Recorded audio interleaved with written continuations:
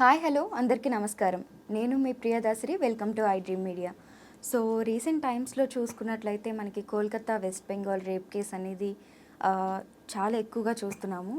ట్రెండింగ్లో ఉంది అండ్ ఎక్కడ యూట్యూబ్లో చూసినా టీవీలో చూసినా ఇదే న్యూస్ చూస్తూ ఉన్నాము.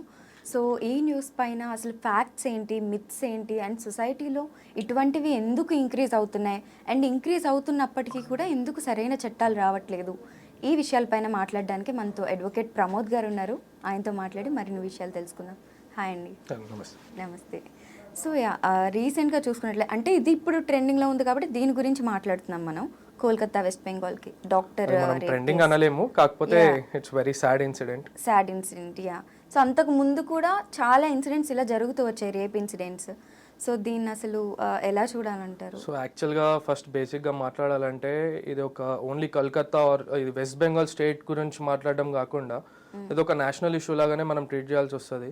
ఎందుకంటే ఆల్ ఓవర్ ఇండియాలో రేప్ కేసెస్ జరుగుతున్నాయి. ఇప్పుడు మనకు 2012లో నిర్భయ కేసు వచ్చింది, దాని తర్వాత వాళ్ళకి శిక్ష 8 years తర్వాత 2020లో పడ్డది. కాకపోతే ఇది ఓన్లీ వెస్ట్ బెంగాల్ కేసు అనకుండా మనం ఇది నేషనల్ ఇష్యూ లాగానే మనం ట్రీట్ చేయాల్సి వస్తుంది.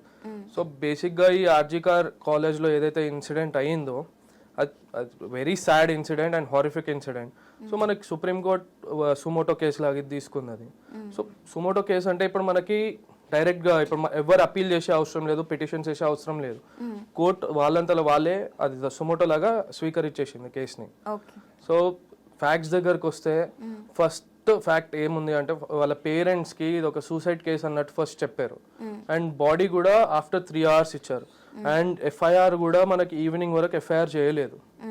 సో మెయిన్ అక్కడ మనకు సుప్రీంకోర్టు ఏం క్వశ్చన్ చేస్తుందంటే బాడీ ఎందుకు హ్యాండ్ ఓవర్ చేయలేదు, ఫస్ట్ సూసైడ్ అని చెప్పి ఎందుకు చెప్పారు, అండ్ మన ఎఫ్ఐఆర్ కూడా లేట్గా ఎందుకు ఫైల్ చేశారు అన్నది ఫస్ట్ మెయిన్ పాయింట్. దాని తర్వాత ఏమైంది అంటే మనకి ఎఫ్ఐఆర్ ఫైల్ చేసిన తర్వాత ఒక 7,000 పీపుల్ హాస్పిటల్లోకి చొరబడ్డారు. సో యాక్చువల్గా దానివల్ల అక్కడ హాస్పిటల్లో ఏవైతే ఎవిడెన్సెస్ ఉంటాయో సిబిఐ వాళ్ళకి హ్యాండ్ ఓవర్ చేసింది కాబట్టి కేసు ఎవిడెన్సెస్ ఏవైతే ఉంటాయో అవి ట్యాంపర్ అయ్యే ఛాన్సెస్ కూడా ఉంటాయి. సో సుప్రీంకోర్టు ఏం క్వశ్చన్ చేసిందంటే పోలీస్ వాళ్ళు ఏం చేస్తున్నారు అంటే 7,000 people ఒకటేసారి లోపలికి వెళ్ళేంత వరకు పోలీస్ వాళ్ళు ఏం చేస్తున్నారు అన్నది ఇంకొక థింగ్. సో యాక్చువల్గా ఆ కేసు వరకు వచ్చేంత వరకు ఒక అమ్మాయి చనిపోవడం అన్నది ఒక బాధాకరమైన విషయం కాబట్టి ఆబ్వియస్లీ పబ్లిక్ అన్నది రియాక్ట్ అవుతుంది. అండ్ మోర్ ఓవర్ తను ఒక డాక్టర్, ఇంకో ఏంటంటే ఆమె పీపుల్కి సేవ చేయాలని చెప్పి ఈ ఫీల్డ్లోకి వచ్చే ఉంటుంది. అలాంటి అమ్మాయి మీద ఇలాంటి రేప్ అవ్వడం అన్నది చాలా బాధాకరం. సో అయితే మమతా బెనర్జీ గారు కూడా కొంచెం సపోర్ట్ చేస్తున్నట్టు ఎవరైతే ఇది చేసిన వాళ్ళు ఉన్నారో బేసిక్గా విమెన్గా అండ్ యాజ్ ఎ రెస్పాన్సిబుల్ రోల్లో ఉన్నప్పుడు ఈమెకి సపోర్ట్ చేయాలి, ఎవరైతే రేప్ అయ్యారు విక్టిమ్ ఎవరున్నారు.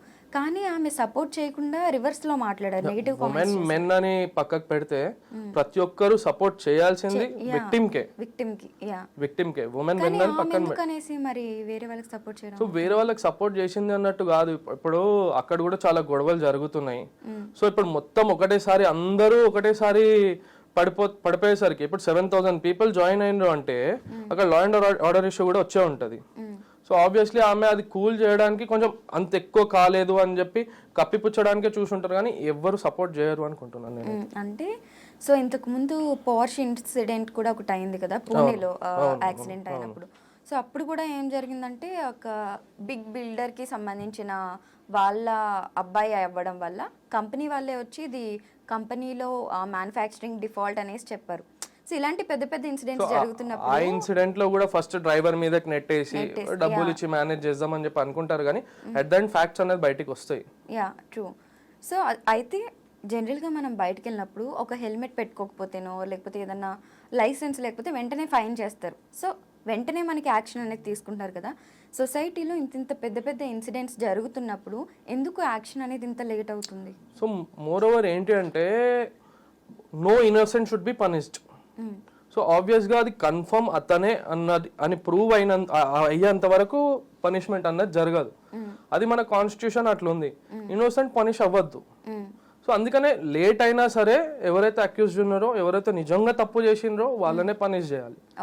దాని వల్లనే ఈ డిలే అంతా అవుతుంది. ఇప్పుడు నిర్భయ కేసులోనే 2012లో అయితే 2020లో వచ్చింది దాని జడ్జిమెంట్. ఆ 4 members కి ఉరి తీసిండ్రు. సో అట్లనే 2017లో ఒక కేసు ఉంది ఉన్నావులో, యూపీ ఉన్నావు. 2019లో మన హైదరాబాద్లో అయింది కేసు. 2024లో ఇప్పుడు వెస్ట్ బెంగాల్లో.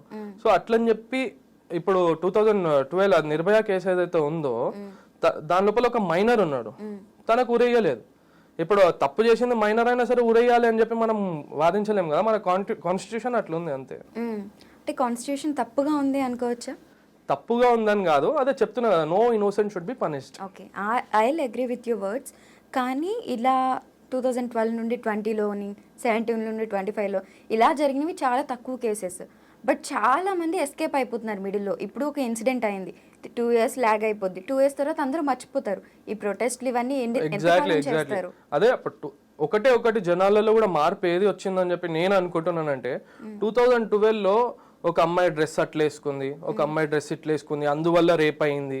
ఆ అమ్మాయి నైట్ 10 గంటలకి 12 గంటలకి బయట ఎందుకు తిరగాలి, దానివల్లనే రేప్ అయింది అని చెప్పి ఉండే. కానీ ఇప్పుడు జనాల మైండ్ సెట్ కూడా మారింది, కొంచెం చేంజ్ అయ్యింది. ఆ ప్రొటెస్ట్ల వల్లనో అనుకోండి, లేదా ఈ సోషల్ మీడియా వల్లనో అనుకోండి, కొంచెం మారింది. సో దానివల్ల చేంజెస్ అన్నది కొంచెం కొంచెంగా వస్తుంది, కానీ టోటల్గా వెళ్ళిపోతుంది అని చెప్పి అనలేను. ఇప్పుడు ఆల్ ఓవర్ ఇండియాలో ఎవ్రీ 51 minutesకి ఒక రేప్ జరుగుతుంది. సో ప్రతి ఒక్కటి బయటికి రావట్లేదు. ఇట్లా ఈ నిర్భయ లాంటిదో, ఈ మన శంషాబాద్ లో జరిగిన రేప్ లాంటిదో, లేదా ఈ వెస్ట్ బెంగాల్ లాంటిది మాత్రమే బయటకు వస్తుంది. అది ప్రజల్లో వాళ్ళంతా వాళ్ళకి రావాలి. ఒక ఉమెన్ ని ఎట్లా ట్రీట్ చేయాలి అన్నది వాళ్ళ లోపల వాళ్ళు మంచిగా ఉండాలి అంతే. సో అసలు ఒక రేప్ అటెంప్ట్ జరిగిందంటే దానికి ఎటువంటి శిక్షలు ఉన్నాయి ప్రెసెంట్? సో ఇప్పుడు యాక్చువల్గా అయితే బేసిక్ 10 years ఇంప్రిజన్మెంట్ నుండి స్టార్ట్, కానీ but then 10 years to 10 lakhs fine plus life imprisonment plus hang చేయడం అన్నది కూడా ఇప్పుడు పబ్లిక్ ఇంట్రెస్ట్ లిటిగేషన్ నుండి తెలుస్తుంది. ఓకే, ఇప్పుడు బిఎన్ఎస్ అనేసి కొత్త చట్టాలు వచ్చాయి, మారింది. సో ఇందులో ఏముంది రేప్ గురించి? రేప్ గురించి ఇది మన రేప్ వచ్చేసి సెక్షన్ 64 వస్తుంది, మర్డర్ వచ్చేసి సెక్షన్ 103 వస్తుంది. సో రేప్ గురించి అదే ఉంది. మన ఇప్పుడు నేను చెప్పాను కదా, 10 years imprisonment, life imprisonment and fine or both. Okay, ఇప్పుడు బ్యాక్లో మనం చూసుకున్నట్లయితే రేప్ అటెంప్ట్స్ అనేవి కామన్గా చూస్తూనే ఉన్నాం. మెయిన్గా దీని గురించి ఎందుకు మాట్లాడుతున్నామంటే లైక్ చాలా ఎక్కువ చూస్తున్నాము. అండ్ లైక్ ఆఫ్టర్ మ్యారేజ్ తర్వాత కూడా విమెన్ కన్సెంట్ లేకుండా టచ్ చేయకూడదు అనేసి మనకి చాలా ఉన్నాయి. బట్ బిఫోర్ మ్యారేజ్ అసలు తెలియని స్ట్రేంజర్స్ చేయడం వల్ల ఇది ఎక్కువ. సో ద థింగ్ ఈస్, ఏదైనా సరే మెన్ యాక్సెప్ట్ చేయడం మీదనే ఉంటుంది, ఉమెన్ కన్సెంట్ తోని మెన్ కూడా యాక్సెప్ట్ చేయడం మీదనే ఉంటుంది. సో నేనేమంటున్నానంటే, కన్సెంట్ లేకుండా నిజంగానే అది ఏం చేయలేము. మన పవన్ కళ్యాణ్ గారు చెప్పినట్టు కూడా కన్సెంట్ లేకుండా మనం ఏం చేయలేము. సో నా ప్రకారం నేను ఏం చెప్తున్నానంటే, కొన్ని చాలా మంది ఫేక్ కేసెస్ కూడా రిపోర్ట్ చేస్తున్నారు. అంటే ఉమెన్ కి కూడా ఇది ఒక ఆయుధం లాగా అయింది కదా. ఇప్పుడు కలిసి తిరుగుతారు, చేస్తారు, మెన్ అండ్ ఉమెన్ కలిసి తిరుగుతారు, చేస్తారు. ఒకవేళ చిన్న డిస్టర్బెన్సెస్ వచ్చేస్తే రేప్ కేసెస్ ఫైల్ చేస్తున్నారు. ఇప్పుడు నేనే కొన్ని ఫేక్ కేసెస్ నా దగ్గరకు వస్తే నేను యాక్సెప్ట్ చేయలేదు, ఎందుకంటే ఆ ఫ్యాక్ట్స్ వాళ్ళు మాట్లాడేటప్పుడు అర్థమవుతుంది. సో ఉమెన్ కి కూడా ఇది ఒక ఆయుధం లాగా అయిపోయింది. Okay, if in case men ఎటువంటి తప్పు లేకుండా సో నా మీద రేప్ అటెంప్ట్ అయింది అనేసి అమ్మాయిలు కానీ ఆ కేసు పెడితే, సో దానికి ఏమన్నా అబ్బాయిలకి ఏమన్నా ఉన్నాయా? అసలు అబ్బాయిలకు అసలు బేసిక్గా చెప్పాలంటే ఏం లేవు. ఆ ఫ్యాక్ట్స్ ప్రూవ్ చేసుకోవడం మెయిన్ ఫస్ట్ థింగ్. ఒక అమ్మాయి రేప్ అయింది అని చెప్పి వెళ్ళి కంప్లైంట్ ఇచ్చిందంటే అబ్బాయిని తీసుకొని వెళ్తారు పోలీస్ వాళ్ళు, ఎఫ్ఐఆర్ ఫైల్ చేస్తారు. ఫ్యాక్ట్స్ అనేది తర్వాత వాళ్ళు ప్రూవ్ చేసుకోవాలి. ఇప్పుడు మెడికల్ టెస్ట్ లో అదంతా, ఇప్పుడు లివ్ ఇన్ రిలేషన్షిప్ లో ఉంటారు, లివ్ ఇన్ రిలేషన్షిప్ లో ఉన్నప్పుడు ఆబ్వియస్లీ తెలుగు ఫిజికల్, ఆ ఫిజికల్ అయిన తర్వాత ఇప్పుడు పెళ్లి చేసుకోను అంటున్నాడు అని చెప్పి చీటింగ్ కేసు, రేప్ కేసు వేసే వాళ్ళు కూడా ఉన్నారు. ఓకే, సో అలా అబ్బాయిలకి ఎటువంటి చట్టాలు లేవా అయితే వెళ్ళడానికి తప్ప? మీరు మెన్ అని చెప్తున్నారా ఏంటి? అట్లేం లేదు, నిజంగానే లేవు. అది we have to accept it, అంతే కదా. Yeah true. So how about living relations, I mean దాని మీద మీ ఒపీనియన్ ఏంటి యాజ్ ఎ లాయర్ గా? సి, ఒకరినొకరు అర్థం చేసుకోవడం ఇస్ ఫైన్, కానీ అది ఒక ఎక్స్టెంట్ వరకు బాగుంటది అనిపిస్తుంది. కానీ అది ఆ రిలేషన్షిప్ వర్కౌట్ కాకపోయేసరికి ఎవరి దారి వాళ్ళు చూసుకున్నారంటే టోటలీ ఫైన్. మళ్ళీ ఆ అమ్మాయిని కానీ అబ్బాయి టార్చర్ పెట్టడం, అబ్బాయిని అమ్మాయి టార్చర్ పెట్టడము, అది that is not correct. Okay, so ఫస్ట్లో ఓయోస్కి చాలా రైట్స్ ఇవన్నీ జరుగుతూ ఉండే కదా, మరి ఇప్పుడు కోలివ్స్, స్టాంజా లివింగ్ అనేసి చాలా వచ్చేసాయి, చాలా ఫ్యాషన్ అయిపోయింది. ఇప్పుడు మొత్తం ప్రతి ఏరియాలోని కూడా మెన్స్ అండ్ ఉమెన్స్ హాస్టల్స్ ఎన్ని అయితే ఉన్నాయో కోలివ్స్, స్టాంజా లివింగ్ కూడా అన్నీ ఉన్నాయి. సో ఓయోకి వెళ్ళడానికి అన్ని సర్టిఫికెట్లు అన్ని జస్ట్ అవర్స్ ఉంటారు, ఒక రోజు ఉంటారు మహా అయితే. కానీ ఈ స్టాంజా లివింగ్స్ ఎలా మరి గవర్నమెంట్ అప్రూవల్ ఇచ్చింది? అది ఇంకా ఇప్పుడు ఈక్వాలిటీ గురించి మాట్లాడదాం first. Men and women are equal అన్నప్పుడు, దే ఆర్ లివింగ్ ఈక్వల్లీ అన్నప్పుడు, ఉండే ఉమెన్ కి ప్రాబ్లం లేనప్పుడు, if they feel safe there, if they don't have any problem, we can't do anything, not even government do anything, right? Yeah true. So ఇప్పటి వరకు మనం back to rape case ఏదైతే జరిగిందో దానిలో చూసుకున్నట్లయితే, సో ఇప్పటి వరకు ఎటువంటి శిక్షలు పడడానికి ఛాన్స్ ఉంది సంజయ్ అనే పర్సన్ అనేసి ఒకరి మీదకి వచ్చారు. సో మెయిన్ థింగ్ నేను ఇంకొకటి చెప్పాలనుకుంటున్నాను, మీడియాకు కూడా కొంచెం చెప్పాలనుకుంటున్నాను. The thing is supreme court ఒక క్వశ్చన్ వేసింది, అసలు రేప్ విక్టిమ్ది ఫొటోస్ కానీ ఐడెంటిటీ కానీ ఏది రివీల్ అవ్వద్దు. But then all over social media photos, victim photos, victim name అంతా రివీల్ అయిపోయింది. సో బ్యాక్ దెన్ అది 100% అక్కడ ఉన్న వాళ్ళకైతే తెలుస్తుంది తను ఎవరో ఉన్నది, కానీ అట్లా రివీల్ చేయడం కూడా కరెక్ట్ కాదు. సో శిక్షల వరకు వస్తే ఇప్పుడు ఇది నేషనల్ ఇష్యూ అయిపోయింది, ఎవ్రీ స్టేట్ లో దీన్ని ప్రొటెస్ట్ చేస్తున్నారు. సో ఆబ్వియస్లీ లైఫ్ ఇంప్రిజన్మెంట్ కన్నా తనని హ్యాంగ్ చేస్తారనే మేము అందరం నమ్ముతున్నాం. ఓకే. సో ఇలాంటివి ఏమన్నా ఇన్సిడెంట్స్ మీకు తెలిసినప్పుడు మీ సైడ్ నుండి వాయిస్ రేస్ చేయడానికి అటువంటిది ఏమైనా ఛాన్స్ ఉంటుందా యాజ్ ఎ లాయర్గా? 100%. ఇప్పుడు విక్టిమ్కి న్యాయం దొరకాలి అని చెప్పి అనుకున్న తర్వాత కంపల్సరీ మేము వాయిస్ రేస్ చేయాలి కదా. చూడండి, ఒక కేసుని తప్పియాలన్న అడ్వకేట్, ఒక కేసులో ఇరికియాలన్నా సరే అడ్వకేటే. సో ఆబ్వియస్లీ ఇప్పుడు కానీ ఈ సుమోటో కేసులో ఎట్లా అంటే అడ్వకేట్స్ తో పని లేకుండా డైరెక్ట్ సుప్రీం కోర్ట్, హైకోర్ట్ కి మాత్రమే ఛాన్సెస్ ఉంటుంది. సుమోటో కేసు లాగా తీసుకున్నారు కాబట్టి వాళ్ళే ఫ్యాక్ట్స్ అన్ని చూసుకొని వాళ్ళే శిక్షిస్తారు. ఒకరు అపీల్ చేయాల్సిన అవసరం లేదు, ఒకరు పిటిషన్ చేయాల్సిన అవసరం కూడా లేదు. Okay. But when it comes to reality మాట్లాడుకున్నట్లయితే ఈ కోర్టు ఇవన్నీ కూడా ప్రూఫ్సే కావాలంటారు. 100%. సో ఈ రోజుల్లో ఇప్పుడున్న టెక్నాలజీ ప్రకారము పరువు లైక్ పలుకుబడి డబ్బు ఉన్న వాళ్ళు తారుమారు చేయగలరు కేసుల్ని.